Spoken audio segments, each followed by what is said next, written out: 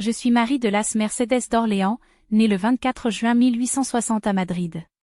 Fille d'Antoine d'Orléans, duc de Montpensier, et de l'infante Louise Ferdinande d'Espagne, j'ai grandi dans un milieu royal avec un fort attachement à l'Espagne.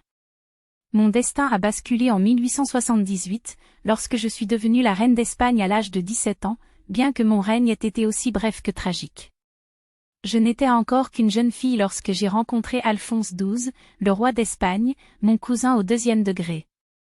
Nous nous connaissions depuis l'enfance, mais c'est à l'âge adulte que notre lien est devenu plus profond.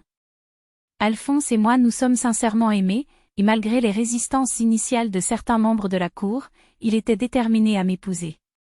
Notre mariage fut célébré le 23 janvier 1878, à Madrid, dans une atmosphère de grande joie populaire.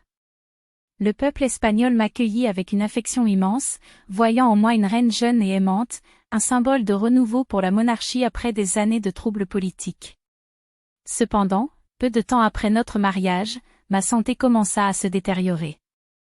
J'ai contracté la tuberculose, une maladie qui, à l'époque, était souvent mortelle. Alphonse, dévoué, resta à mes côtés tout au long de mon combat contre la maladie, mais malgré les soins, mon état empira. J'ai finalement rendu mon dernier souffle le 26 juin 1878, à seulement 18 ans, après seulement 5 mois de mariage.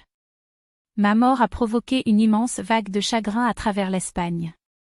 Mon jeune âge, l'amour évident entre Alphonse et moi, et la brièveté de notre union ont touché le cœur de nombreux Espagnols.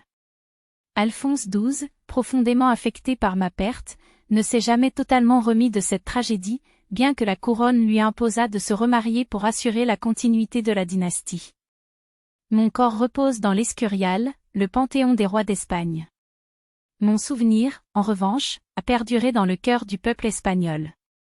Les gens me surnommaient affectueusement « la reine Mercedes », et de nombreuses rues, places et monuments portent encore mon nom aujourd'hui en Espagne, notamment la célèbre chanson populaire « Donde va, Alfonso XII », qui relate avec émotion notre histoire d'amour et ma mort prématurée.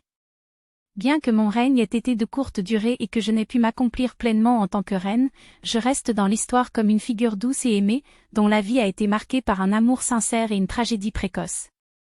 Mon cœur appartiendra toujours à l'Espagne et à son peuple, tout comme mon époux, Alphonse XII, restera à jamais dans ma mémoire.